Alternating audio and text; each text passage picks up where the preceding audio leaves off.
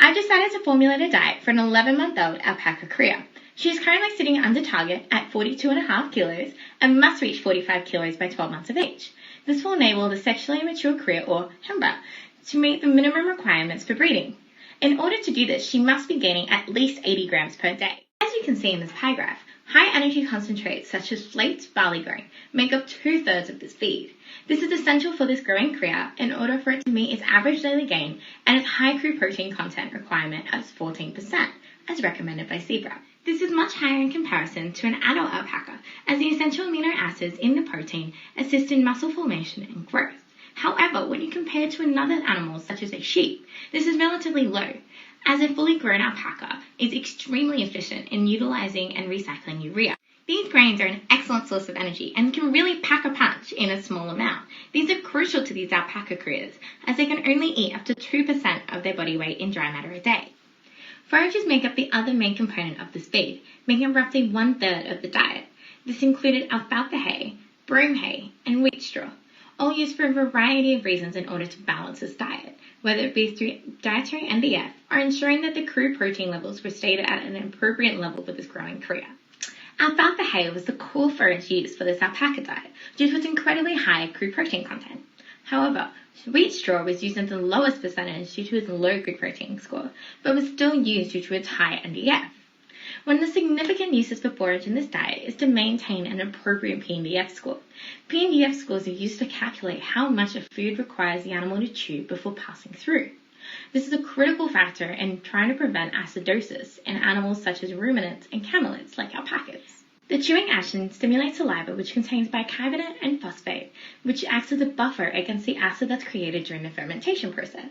Therefore, it is vital that the P&DF scores are met based on the dietary requirements of the animal. The vitamins and minerals make up an extremely small portion of this diet, hitting only 1%.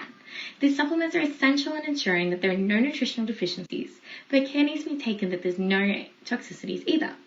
While all requirements were met, the key minerals that needed special attention were calcium, phosphorus, and copper. Calcium-phosphorus ratios are incredibly important in alpacas, as an unbalanced ratio can lead to a number of severe diseases such as rickets and osteomalacia. This is because an increased rate of phosphorus interferes with the animal's ability to absorb calcium. Copper, on the other hand, is incredibly important because even the slightest deficiency can result in a reduction in fertility, immunity, and growth. Table 1. This table further breaks down the individual feed components, sorted in descending order, and illustrates the chemical composition of this diet. Table 2. As you can see in this table, all nutrient requirements are met for the 11-month-old cria in this diet. It is essential that nutritionists ensure that not only all needs are met, but also that these nutritional values stay within the recommended range as guided by Zebra. As aforementioned, special consideration must be made in regards to crude protein in this diet, as it's necessary to maximize the average daily gain in these growing alpacas.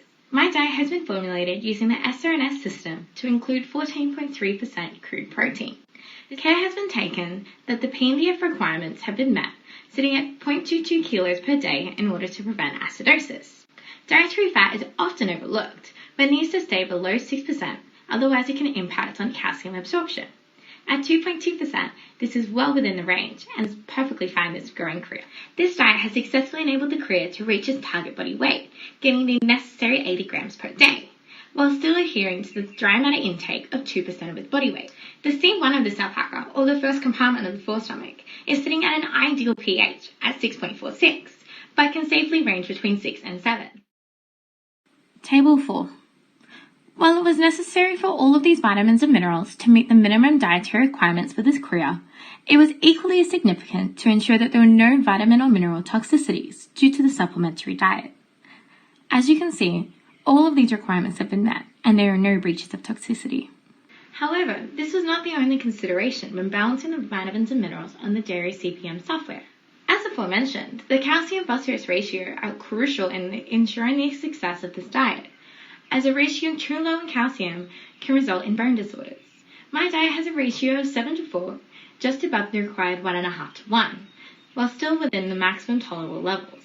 So there you have it, a diet that will successfully bring this cria up to speed, reaching her optimum 45 kilos at the 12-month mark. This will enable any farmer to breed her if he chooses, though most will breed Hembras at 15 months instead. I hope you've enjoyed, and I hope to see y'all around.